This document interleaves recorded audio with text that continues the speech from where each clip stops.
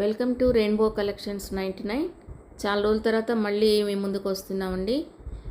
ఈరోజు వీడియోలో సమ్మర్ కాబట్టి కాటన్ శారీ గురించి మనం చూస్తున్నాము. మంచి పేస్టల్ కలరు, కాటన్లో డోరియా టైపు, అది కూడా శారీకి అక్కడక్కడ ఫ్లోరల్ బంచెస్ని చూస్తున్నాము. ఎంబ్రాయిడరీ మల్టీ కలర్లో ఇచ్చున్నారు.